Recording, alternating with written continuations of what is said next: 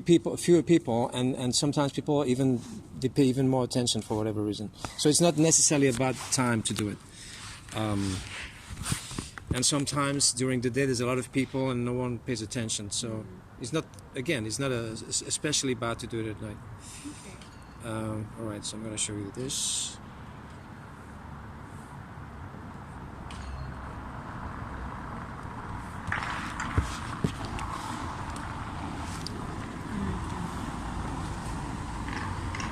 So I'm showing the behind the scenes of the animal industry. I'm showing industries that abuse animals, like the dairy industry and the egg industry.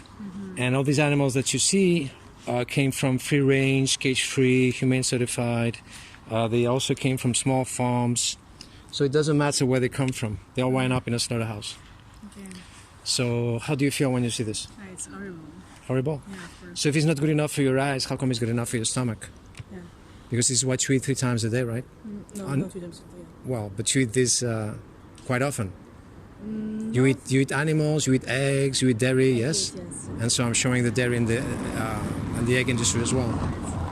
Do you know the cruelty behind eggs or not? I watched a documentary on Netflix, but yeah, it's on Netflix? It's about McDonald's, like how they does the chicken. The chickens. And it's like about the makeup also. Yeah, obviously, there's a lot of stuff that it's tested on animals that's really cruel for the animals as well. So basically, chickens are genetically modified, so they lay 1 egg every 36 hours. And if they were not genetically modified, they would only lay 1 egg a month, because that's the ovulation. It's actually their ovulation. And so that causes them mental and physical pain. And they lose calcium each time they lay eggs, so they have to recuperate the calcium by eating their own eggs. But then you steal the eggs from them because you eat them. And so male chicks, they are grown up when they're born because they are not useful for the animal industry, because they will not lay eggs. They suffocate them also, or they drown them, so it's horrific for the baby chicks. And then when the chickens are no longer being able to lay eggs, they place them in a dark place, and they stop feeding them. So that stress makes them lay even more eggs. And when they are completely exhausted, then they cut their throats, and people eat them in a soup. So the question I'm asking you is the egg industry cruel? Of course not. Yes? So do you think you're going to eat eggs again after talking to me? Ovulations, that's the right word. Yeah, that's complicated. We need to think about what we, like all the process of what we eat also. So you're telling me, no offense, you're telling me that you have to think about it?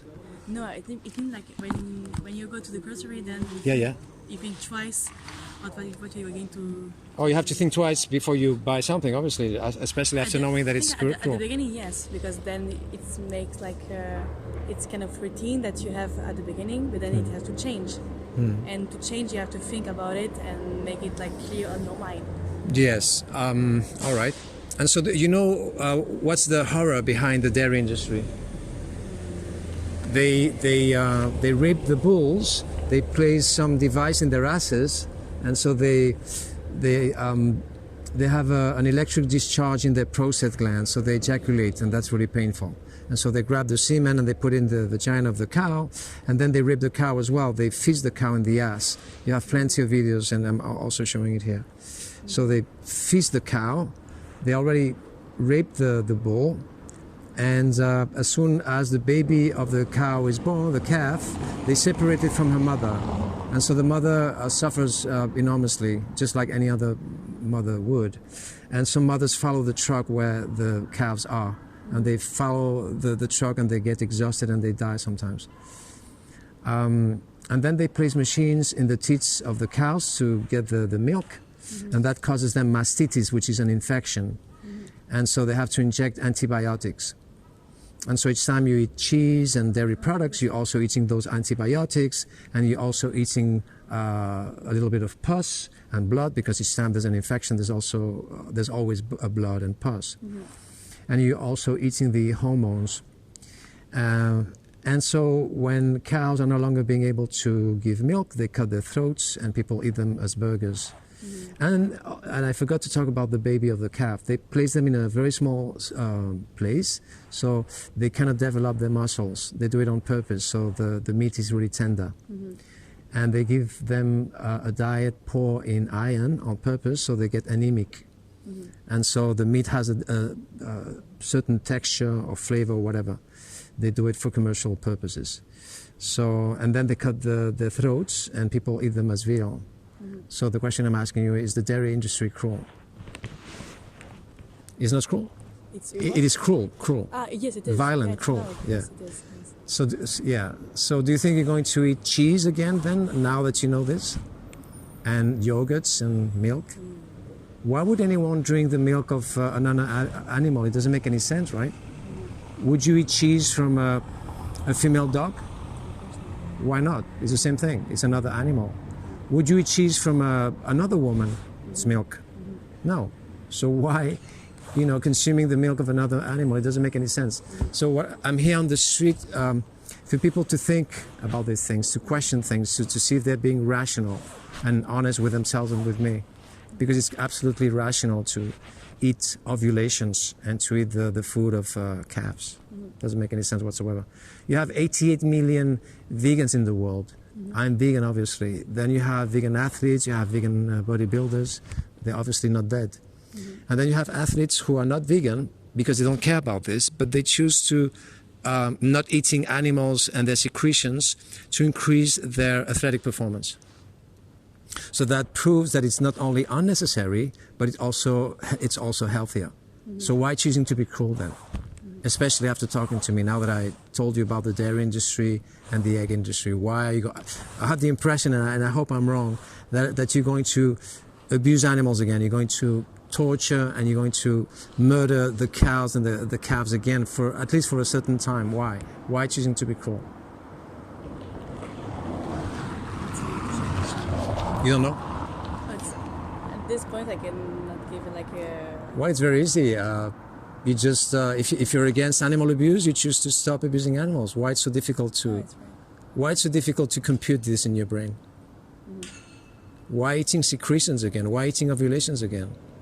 Why even having to think about it? That's true. And so I didn't explain to you what fish go through and etc. But you can imagine it's horrific, right? So why choosing to eat veins and blood and muscles and hearts and livers? If you think about it, it's crazy. It's psychotic to eat cadavers, cadaver parts.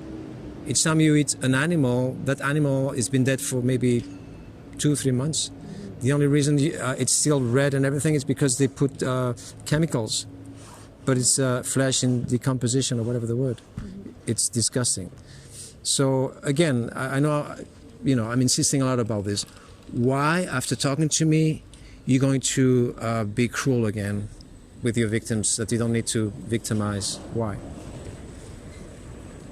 Because like we always teach us that we need to eat meat like for our body, for our health. Yeah. And this is like how we are educated in kind of way.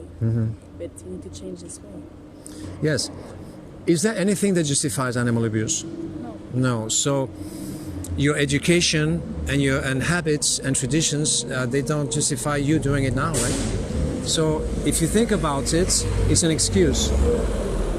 If you think about it, when you say, oh, but I have always done it like this, it's an excuse. You're giving me an excuse unconsciously. I know you're not doing it maliciously, but you're trying to justify and defend your... Like why we are doing this like from a long time ago. Yes, but we have also raped and we have also killed for a long time. Right. Does that justify doing it now? You need to change, that's right. Exactly. So why you don't want to change right now? That's the question I'm asking you. Because I think like we cannot change like right now. We need to take this position to change. If you were talking about any other injustice, and instead of actually showing your victims here, which are the cows and the baby calves, and I was showing dogs and cats being tortured and killed in China, we would not have this discussion now. But we're talking about your victims, which are not dogs and cats, but they're cows, and all of a sudden it's okay. And all of a sudden you have to think about it. It's okay.